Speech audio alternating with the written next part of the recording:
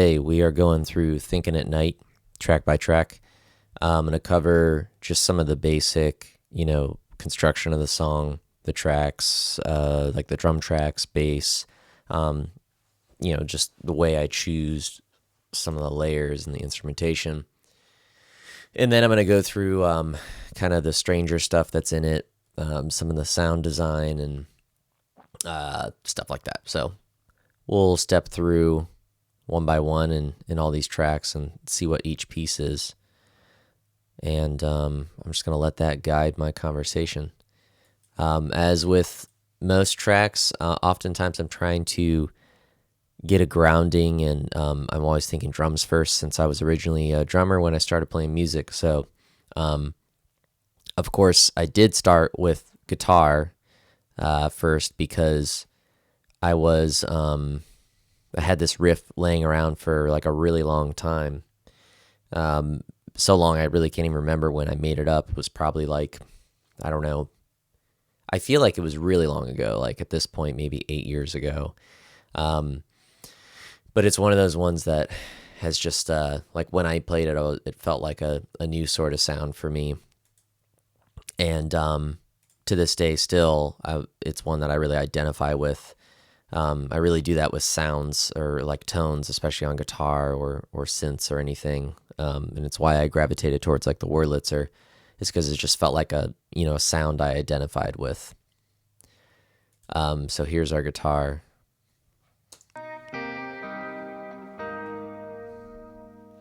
And this is really just, I think it's my Fender Coronado. Just going through. I mean, it's just clean tone with some reverb, But you'll see that, obviously, I added a little bit more verb later on. So I enabled this vintage verb, my favorite reverb. Just like a room sound. And a little extra compression in the chorus.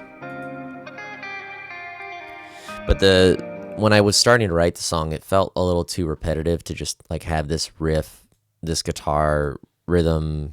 I say riff because it has, sort of a melodic statement to it as well. That's what I call riffs, I guess.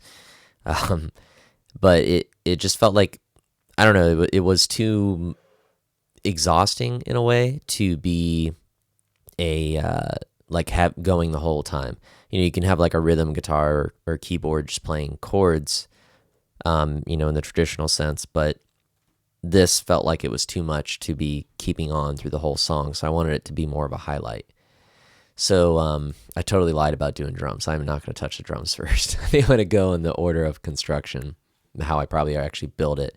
I've been really into revisiting, when I was writing this, revisiting some like, early 2000s R&B stuff. And I realized that like Neo is one of my favorites from that time.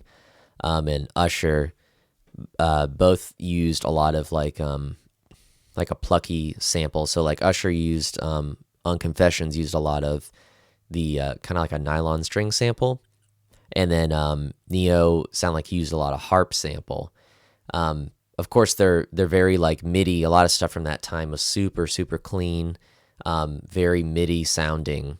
And so I was like, well, I must be able to find something in here that sounds like that. So I pulled up Expand, which is free with Pro Tools, and just pulled up this soft harp sample, which was like exactly what I was looking for. Turn this up a bit. So just added EQ compression, and this comes up a lot in this mix, is the Wolf compressor.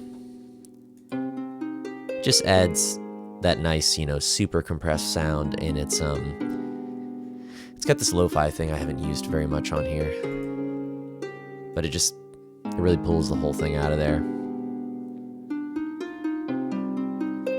So when I figured that out, I was learning So Sick by Neo at the time too, and I was like, okay, I got to have like a little kind of something that pulls it towards the next chord. Use a lot of leading tones, kind of like throwing it into the next chord, and that kind of was the inspiration for this, and that led me to, okay, I can think about the rest of the song now. I can start pulled me away from being stuck on this guitar line that had been in my head for years and years. And I was able to reimagine it and reapproach the song and actually write something around it. Because, you get stuck. You just hear the same thing over and over again. So I like to switch instruments sometimes when I get stuck. So when I was playing this thing, I had a lot of these vocal ideas, which I actually just kind of sat in my room and I played I had the keyboard, the harp sample keyboard recorded and played it on a loop.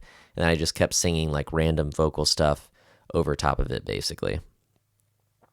I know I've given. I think this is a bit time warped too. So this is me just making those lines up. It's gonna get off time, I think. And I'm giving all the time I've got. So yeah, that never really made it in, obviously.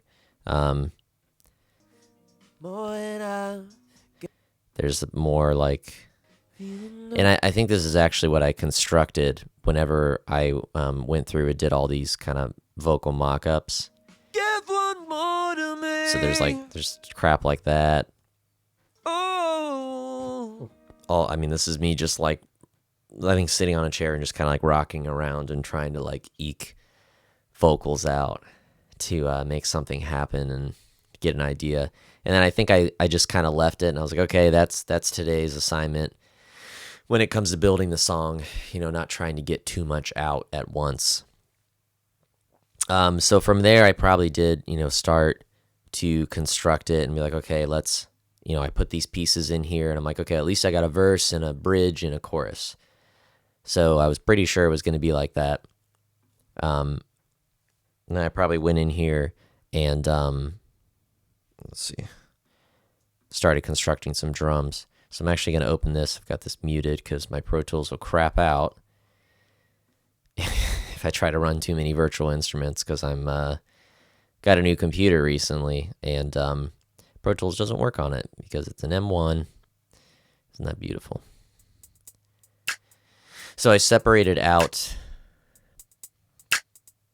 the kick down here, which I think was just, I'll just solo that in to show you what it is on here. It was just an 808 kick, I believe. Yeah. And this is actually, this snare sound, when I was recording All the Wondering, which was on the album Pika, that came out in June 2021, I was in my closet and I was trying to make different snare sounds to put on that song because I wanted more of sort of like an organic, like gentle, clippy background noises. So I had all sorts of things. You can listen to that song, know what I mean? But when I recorded this, I was like, oh, well, I'm in here. I got my mic set up. The compression's good. Let me just do a few other things. So I was just hitting stuff, trying stuff. And I did this, I can't even, it was like my tongue clicking and then 2 snaps, which I swear I've seen other people do before. I probably copied, but I ended up getting this, which you wouldn't know. I mean, it sounds like a snap, but fortunately you don't hear the mouth too much on it. But now, when you listen to the song, you're hearing my tongue click around a lot. All right, I'm gonna make this inactive again. I'll come back to that later. So I think I just kind of typed out this drum pattern. Sometimes I play this stuff. Sometimes I am impatient. And I'm like, I'm just going to type it out because I think this one's going to stay consistent throughout the whole song. And this one pretty much did. It just kind of brought it in and out, as you see. For me, drum machine, you really have to use pauses and, I'll often not play with a traditional drum timekeeper on the hi-hat, you're kind of playing along and you're hitting the hi-hat on the snare and kick beats. But with drum machine, I like to keep it separate because it just sounds so weird for me. It sounds really robotic when you have them together. But when you never play the hi-hat with the kick and snare, never play it on the same beat at the same time, it just sounds a lot better with drum machine. So that's always been my approach with drum machine. And that's just trying to make it, sound better, trying to make a real drum approach sound better, and it was a feeling thing. Okay, I'm gonna come down here again to the beginning, and I was trying to really establish kind of like more of like a soundscape here. When I do these like electronic-ish approaches to songs, I like to be very conscious of like what's the grounding and what's the air, which I kind of do with a lot of songs, but like especially with these songs when they're so sparsely when the instrumentation is so sparse, I'm always thinking like, okay, what's the air? And to me, again, I just pulled up Expand because there's so much crap in here that it's all sounds. So granted, I've got these analog synths and crap in my room, but like, I got a bit sick of that where I'm like, I don't want to just like have to dial in every single sound. And I also don't want to I started getting very self-aware of like, I don't want to be a prick about this. Like, I don't want to think that everything has to be an analog synth. So let me just like, pull the crap up that's already in my system. I'm just turning everything up here. I'm at my mixing volume right now, but so this is just this sound called Fractal. And at the same time, I was also, wanting to have it sound a little more organic and everything. So I did send it out to my tape machine, which just added a bit of washiness. I added this plugin that I downloaded for free from this awesome company. Totally forgetting their name right now. But it actually cuts out here and there because it's a demo. I don't have it. But it did just enough where I didn't care that it cut out and actually added more randomness. So I was like, cool, that's fine with me.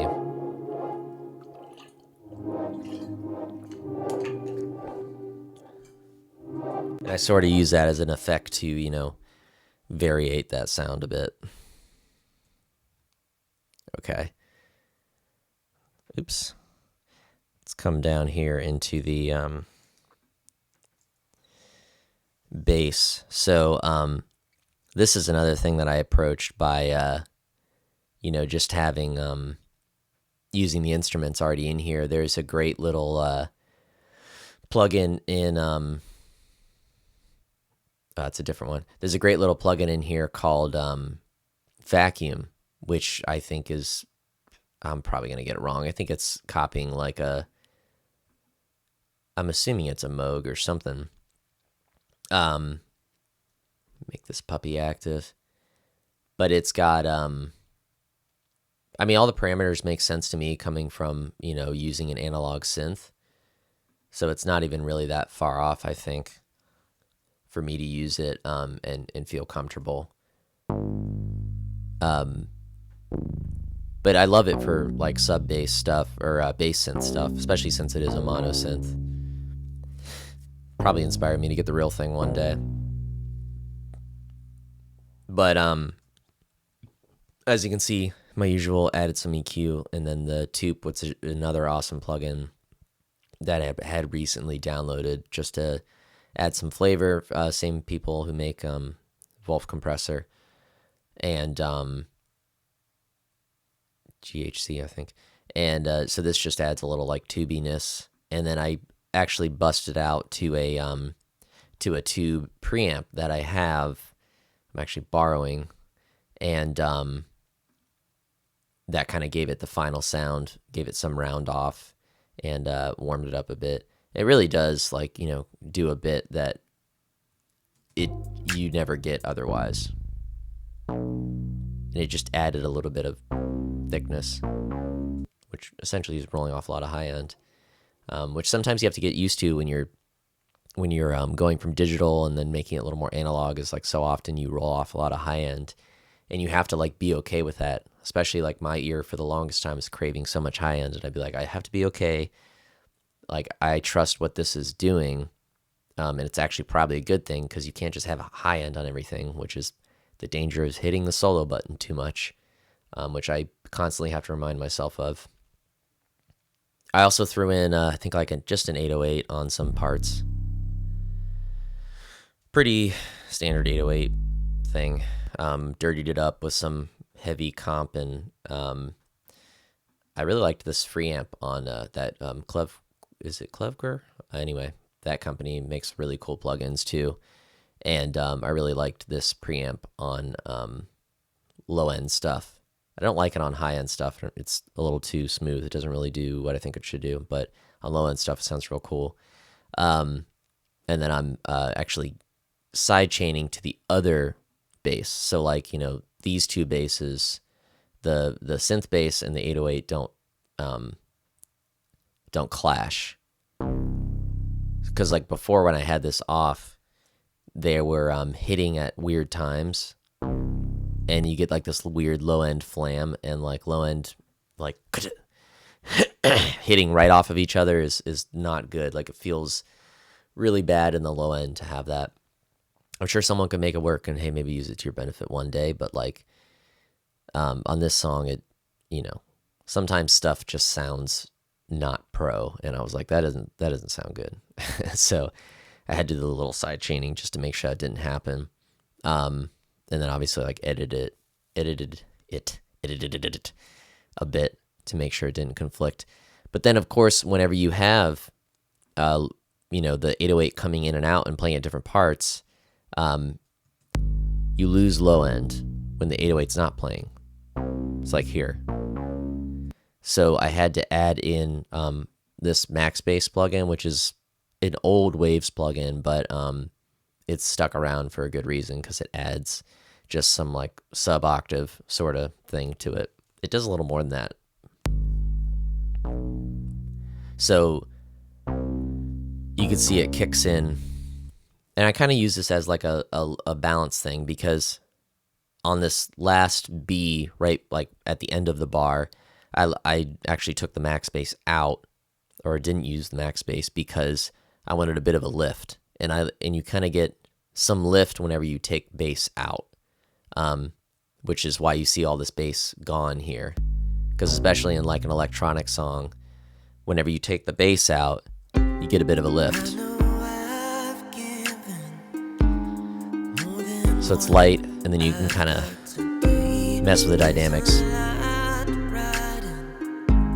and then it pulls out again.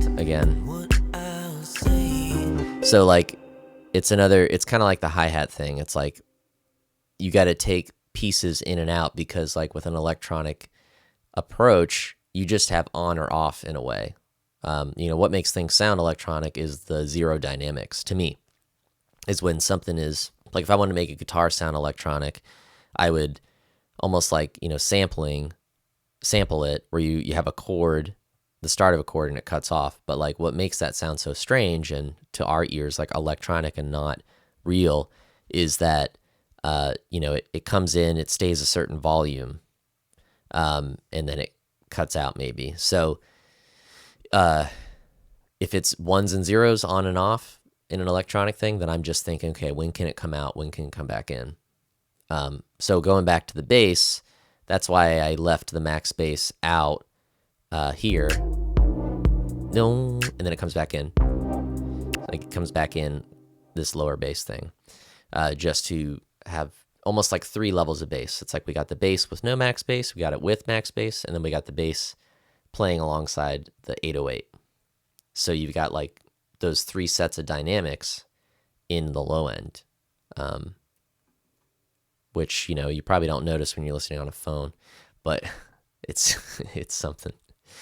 So those are really that's really the 4-piece band sort of approach that makes up most of this song.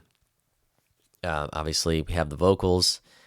I make no qualms about doing multiple. I usually do like 9 or so takes and then chop from there. And usually I have what I need. And if it's not a great day, maybe I'll come back a different day. I don't remember what I did with this song. I know I've given probably singing on the AEA, active ribbon mic.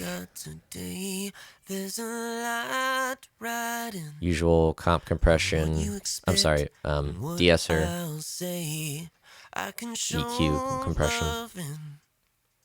A little bit of bleed. Gotta have some bleed, and then going out into the verb.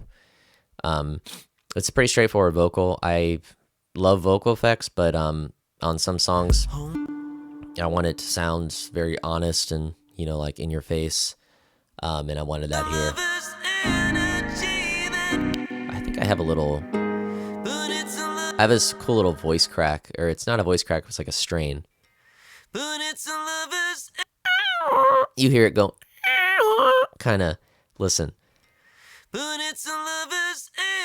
It's, I need to like use an EQ thing to be able to make this come out maybe. But it was, you know, a quote unquote mistake that I wanted to leave in because I love like some of those little accidental things because that's just what makes a recording unique. Oh, I almost found it. Here it is. You kind of hear it whistle.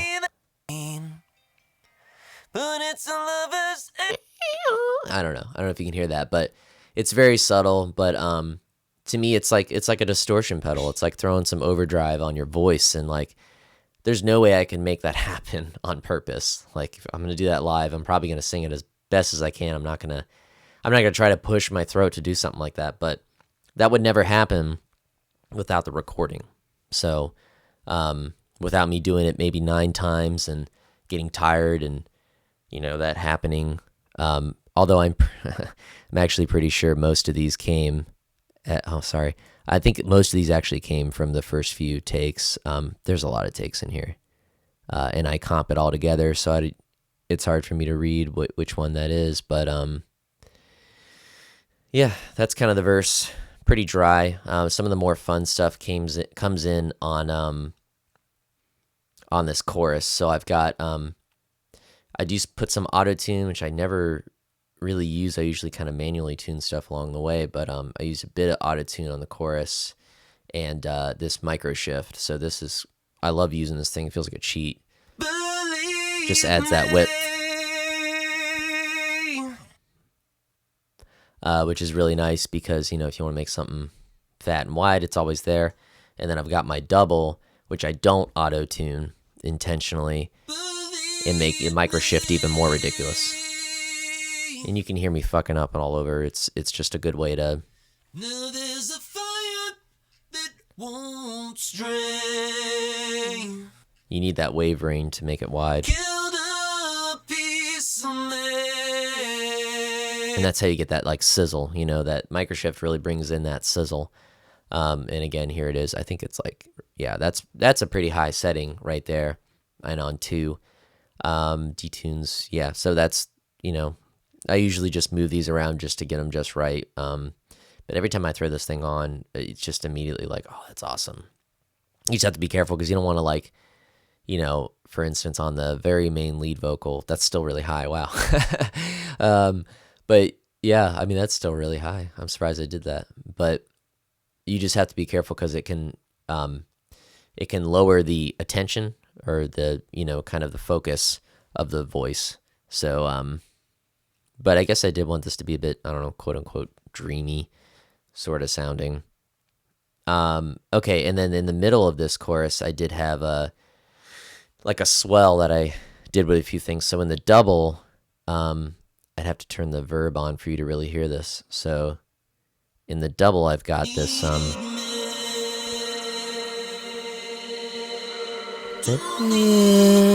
which I actually took, I actually just like copied this vocal a million times. Not very clean, but it was just to keep that note going. I probably should have faded those together, but it was just to keep that note going and then do the reverb send. And then kind of harmonize on it. I had this, I think I put this plugin called Supermassive on this, on this right here.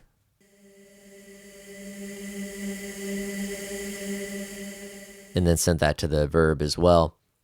But I think I grabbed that just from, you know, wherever I sang that note in the chorus. And then did the Supermassive plugin, which just makes an insanely long reverb. And printed it on. And then you get this, which to me was a super like, you know, kind of like Savage Garden type thing. Like late mid 90s electronic pop music, which I'm really happy about coming back for. I mean, being my age, it's just nostalgic, and it's built in, and it's warm, feels homey, which is what nostalgia is all about. Okay, sweet. I'm gonna go back up here and kind of investigate some of these other elements. So, returning to the harp sample that kind of restarted the whole song for me in the writing process, I've got in the chorus, I wanted it to change a bit. And there's this plugin that I love called Lo-Fi, which is free with Pro Tools as well. But I'm sure there's plenty of other things. Just it's kind of like a bit reducer in a way. And I use it, I actually mute the harp and then send it out to this track called Crush Harp, which is right here. So it's real dirty. You actually can hear it on the song kind of like clipping the edges. And it's just because of this, a lot of it's because of this lo-fi. Because without it, you get all the full detail. But that really dirties it up. And I just throw a ton of aggressive EQ, verb, and a widener, and then more EQ. And then this weird thing called pan pot. Oh, it sounds like halfway through the chorus I panned the whole track, this thing left too, because I think I wanted this other keyboard I'll talk about to come in. This thing just kind of makes everything have like an off-axis feel. I've been looking for something like this forever and finally got it recently. But this is another one I kind of just move the knobs until something works. But to me it just gives it like that off-axis feel. Like it's not quite panned, but it's kind of like binaural in a way, where like it's in your head, but it's also thinner over here, but thicker in the middle, but it also is more left. It's really hard to explain unless you kind of try it out. But it's something that's fun to mess with. Also, in the subject of, bringing up different elements on the chorus, I've got this DX7, which is the old Yamaha like piano modeler. Very famous late 80s, early 90s sound. You've heard it a million times. But I wanted it to provide like this counter rhythm for the chorus, because without it, we're still kind of like going on very smooth. We're smooth in the first half, then it's smooth in the second half, but this adds more of like a bounce to it. Cool, but then we add it in and it's real quiet.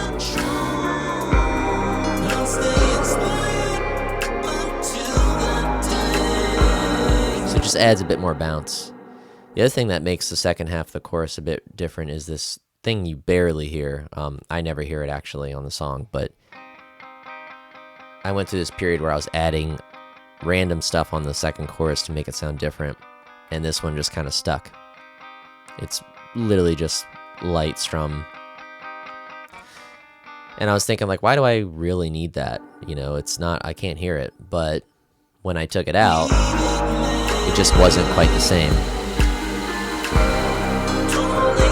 But cool.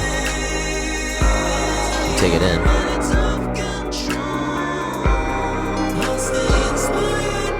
Might be hard to hear, but I guarantee you it does something. And then another part that kind of accentuates the reset on the harp that I did, the different thing that I call the crush harp, is when we come into this chorus. I've got this low guitar, which is really just tuning the E string like way down to B, I think. Probably I might have gone down to G sharp. I'm not sure. You could probably figure that out. But it's kind of like the spaghetti western thing. Again, EQ comp, and then a ton of plate reverb. Pretty decent comp. And yeah, it just kind of takes that low end from the harp and accentuates it. So like if I turn on the harp, takes that low note, and really that's all it's doing is accentuating it, because you involve too many different layers. Like I could have had it doing some counter melody or some rhythm, but it just would have been too much, I think, for the chorus. So I just wanted to use it to accentuate another part. And sometimes that's all you need to do is accentuate existing elements by bringing in something new, but not reinventing the wheel, or not creating an entirely new tone that would have to be played by, let's say, a fifth musician or something like that. Okay, let's see. And then this is probably one of my favorite parts, is that differentiates the chorus, is when this organ comes in.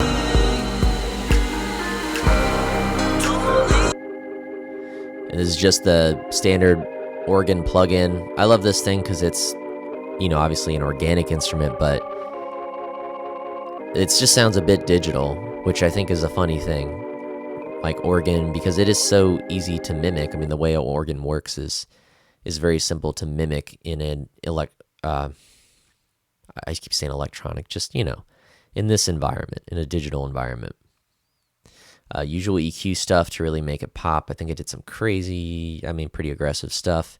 I just really wanted it to sit in that like filtered sort of sound. Sketch cassette too, very popular. Plug-in, adds the flavor. Nice and creepy, but this makes it really grind. Makes it creepy and grindy, which is the idea here. I think I'm automating some of these tone wheels too. Coming out. Just did that. I really wanted that to come through. And then obviously it comes in later too. Okay.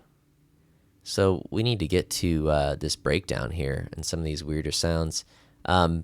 By the way, fun fact, there are a lot of other sounds that did not make it on this song, like this thing that sounds way too much.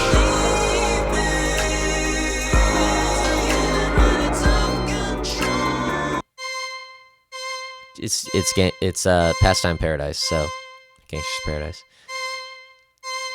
But I was like, it's way too on the nose now. It's like that's the same thing, so I'm not gonna do that.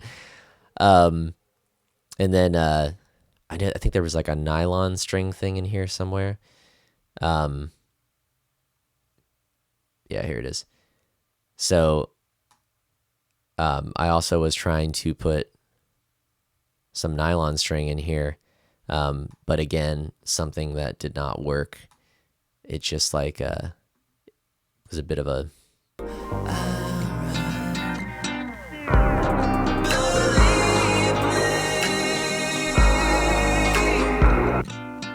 real noisy. I don't know why. I think I just messed it up a lot going in.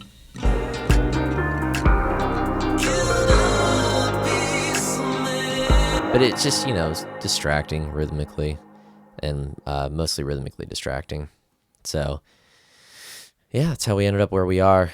We also have this like little bendy thing, which comes in. This is actually from my little vocal scratch ideas, and just did like a delay and then the little vari-speed thing on Pro Tools that does like the classic vinyl slow down thing, combined with doing the same effect on the guitar. So just needed a way to kind of dive into the chorus. One after another. Some weirdo stuff, Jumping around here a bit too. There's this weirdo bass that pops in randomly. Just this, I like using talk box sometimes, because for me, like I think about vowels a lot when I think about shaping. So we just see it goes from E to just a little fun thing, you know. Again, lo-fi to crunch it up, make it sound weird. Just a weird little inflection on the ordinary ways thing, because it's not ordinary, it's weirdo. I don't know where the ideas come from, to be honest. They just come as I'm going, or I'm like, this needs a little bit of this needs a little bit of that. Getting into more of the sample-y stuff, this is a sound, this whoop whoop is a sound that I had made on my friend's modular setup. And Matt Reisinger's modular setup, I went to his house, I think beginning of 2020, like right at the beginning of 2020, and just made some sounds. So I kind of was trying to do make my own sample pack to get ready for making Pika and like set like a mood in a ways of sounds I wanted to have on hand. And this was one that I made somehow. I don't know. Modular setups, how do you have no idea what you're doing sometimes, especially if you're just hitting buttons and like waiting for stuff to happen, which is really fun when you want to be a musician that goes beyond just, playing stuff. So maybe I'll get into modular one day. I'm actually sending this, I usually bust everything down into its own tracks, and they all share a submix. But this one I actually sent straight out to the mix after all of that stuff, because I really wanted it to kind of like come forward and take your attention. I had to go back and forth with my mastering engineer on this, because he was, I first had it way too loud, and it was like, he was like, it's like coming up so loud, it's just like enveloping the mix. So we kind of compromised on that. But yeah, I think it still achieved the effect. And then as far as like when I was saying earlier about trying to invent stuff along the way, and I have no idea how it happens, I kind of have some old tricks. So like the Therme pedal is the Chase Bliss Therme pedal. It's the pitch shifting delay, and I love it. It's on my pedal board all the time.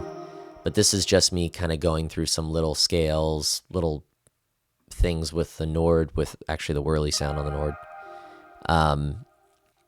And it just makes the magic happen whenever you don't really know what to put in. It just always comes through. And again, putting on EQ, this weird little pan pot plugin I mentioned earlier that does the weird panning. And then Pan Man, which is awesome. I use it actually a few times on this session, where essentially it just automatically pans stuff back and forth. I've done this so much in the past with automation, and sometimes I still do when I want things to pan just so. But this is a great way since I do use panning so often, or automated panning to move stuff around the mix. This is an awesome way to let a computer take over with stuff that that it can do better than you can. So there's no way I'm going to automate something like that. It's just silly. And, bit of herb, of course. Okay, what haven't I gone through? I think I'm going to get into just these last vocals here, and then I'm going to dive into the very end part, which is the real exciting part. So I wanted these backups during the chorus to sound very like, again, sort of in like the 90s. It made me think of maybe some hip hop stuff where the backup vocals are super filtered, like not a lot of high end, not a lot of low end, and I love stuff like that where it's kind of sits back, and I don't know what it makes me think of, but it might be another nostalgia thing. But I ran them all through the same EQ, another insane EQ thing. Like, what the hell is this? But without it, you'll hear that they really take over the mix. They're too forward. Oops. Here we go. So with it on, they just like, they sit back in the distance because I didn't want them to come forward and demand too much attention, because I wanted it to, after that big vocal note, don't leave me, to hold, to kind of drop back. So like, you know, the vocals can sometimes function as low-level instruments, in my opinion. Okay, so when I was making this song and I got through, you know, all of the parts where it's like, you know, verse, vocals, pre, and then chorus, I'm like, well, I've gotten so far in this song. Like, what else can I don't want to go back to a verse, because like it feels like it reaches such a peak. So I'm like, well, what if I do like, you know, I love James Blake's live sets, obviously, and he gets into a lot of these like breakdowns. Like he'll do Voyeur live, has an amazing breakdown live, and he extends it a bit. But it's so minimalistic, and there's not a lot of like, you know, too exciting. Like it's not crash cymbals and crap. It's like more of kind of like, you know, tripping you out in the low end type thing.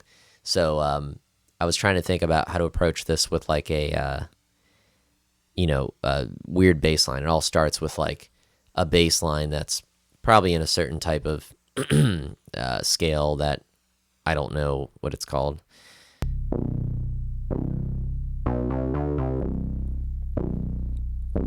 But I was in this room I'm in right now when I was painting it, and I took everything out of here except my desk and my Nord, which I was using as a MIDI controller.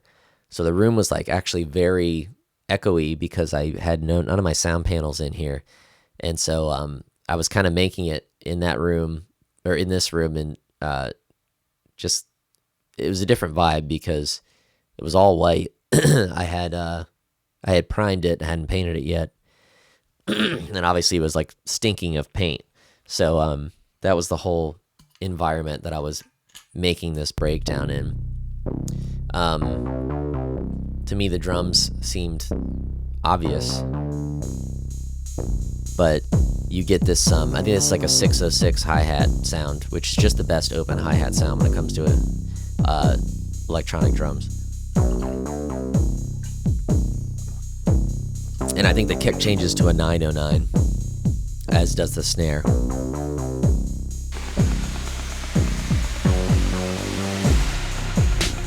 So one of the more exciting sounds, or, well, this one's exciting, but it's a little different than what I was just going to mention.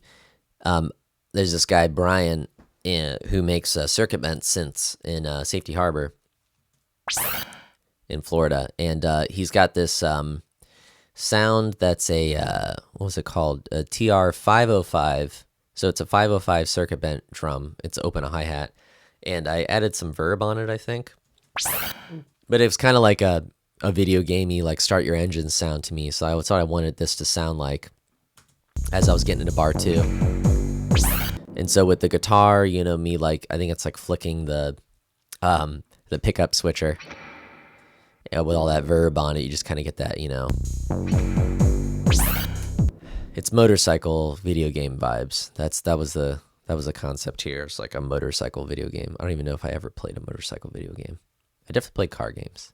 And then that kind of leads up to this, which is the sound of beets cooling. So when I was cooking beets at some point, when you pull them out of the oven and they're super hot, they're releasing air. And so like anything that comes out of the oven that's releasing air, like bread, when I cook bread, it makes such a crazy sound of the crackling. It has such an interesting fine detail in it. It's almost like a fly buzzing around, but it's not as annoying as that. It's more soothing. So I put a lot of my usual effects on here to kind of liven things, but then of course the Pan Man is coming back and moving this thing like a fly around your head. And it does a lot of phasing, like natural phasing. Like you can hear it in here, like doing some...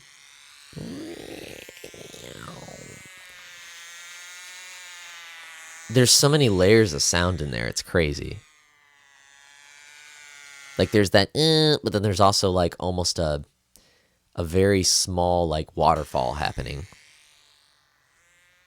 And I think that's what makes it soothing. I mean, it's just a crazy sound. And this is with no plugins. This is just how it comes out. Oh wait, it just went off. That's just it. Anyway, enough about the beats. But they are cool. I had to add some like air in here too, because the beats weren't enough to carry like all the air. So I think in here I've got like air that I added from one of the synths. Doesn't matter, it's air. There comes the ocean. The slow wave. It's like a wave crashing in slow motion. Let me get that at the end, it's a little pump. And then I've got the also contributing to the build-up, which to me at the time felt so obvious, but I think a lot of things I do on guitar feel so fundamental to me, yet new in a way, like I'm starting out all over again, which to me I think is a good thing. Just, you know, holding the string and going down with your left hand, but, you know, palm muting. Bunch of verb. I wanted something to push it through. Some type of melody. And the organ comes in. Fake halftime. You know what's happening. This synth that's building up is another use of the vacuum synth. And I think I was modulating the... let's see, I'll pull up the plugin. I think I'm modulating the rate of some... Oh yeah, there's ring mod. You'll see start move. Well, let's see what happens when it does move. You just get more...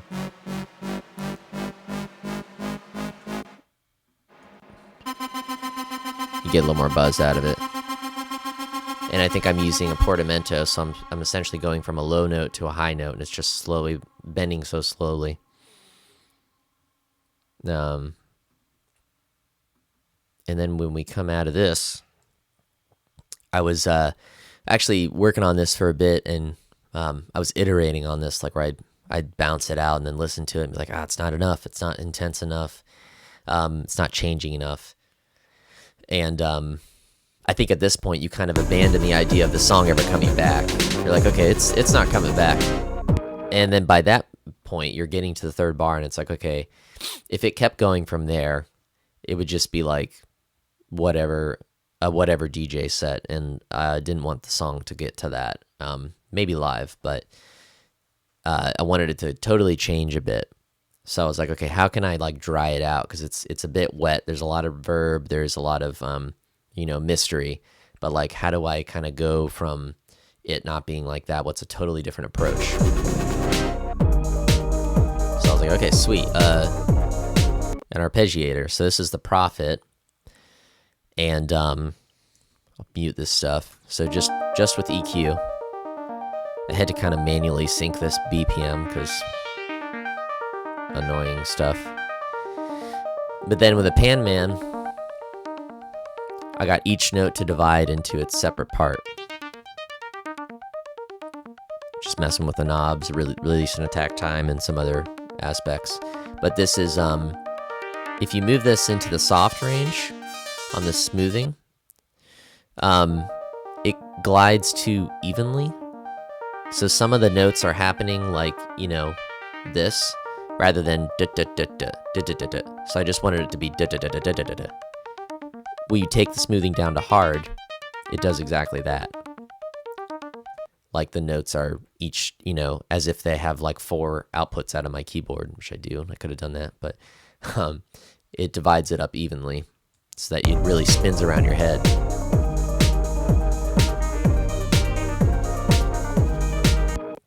You keep that organ in there, and you got the mix of organic and electronic.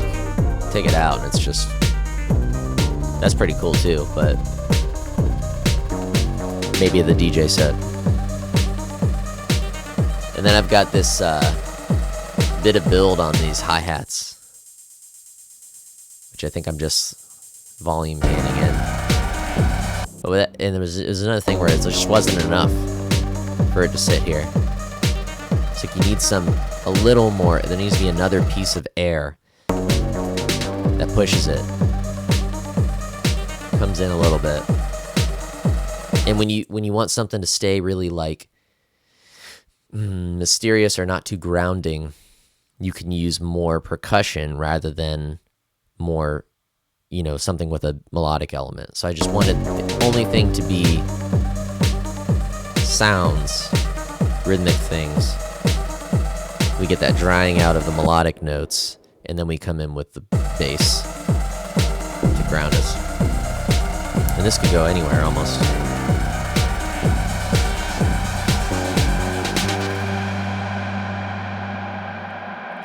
And I think I just cranked the verb to hell with this with this synth.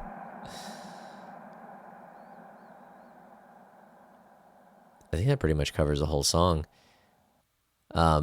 If you have any questions or something that I didn't get over, oh my God, something I didn't go over. Okay, I missed this. All right, so this will definitely be the last thing. Another, like, going along with that whole what did I say? Video game motorcycle thing earlier. These are just sounds that kind of came to my mind when I was listening to it.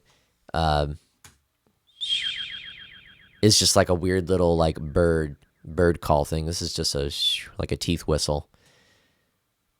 I used to have a gap in my teeth, so I can still get some buzz out of it. So that's me just doing a little teeth whistle and a bunch of reverb and delay. And then this was another like, start your engine sound that I got just from going woo. You do a little bit of buzz with the teeth and woo type thing, and then just cranking the crap out of a preamp, and then using the micro shift, and really that's it. Because you can get the sound. Sometimes you can get the sound so much easier with your voice. You can do a lot of weird sounds with your voice or your mouth or anything. And we got the mouth and doing the snare, so there's just a lot of mouth sounds in this thing. There's a lot of organic sounds, the beats. There's a lot of the little samples, but you don't have to always like dive through Splice to find a sound that I think, the only sound I didn't kind of generate myself was the one from Brian. But there's little libraries you can build of your own. I'm not against Splice. I just I don't know. This is what works for me. I like to limit my options, sort of, because otherwise I can get totally overwhelmed with the amount of information that's out there. But that about does it. That's everything. Again, like I said earlier, let me know if you have comments and questions in the comments below. Like and subscribe, especially if you're still here. You're probably interested enough to do so. And let me know if you'd like to see more of these for other songs. If there's other songs we have out already that you'd want to hear this done for, let me know. I could do it. Wouldn't be too hard. And I think it'd be a fun time. So, yeah. All right. Thanks so much for sticking around. I'll see y'all later.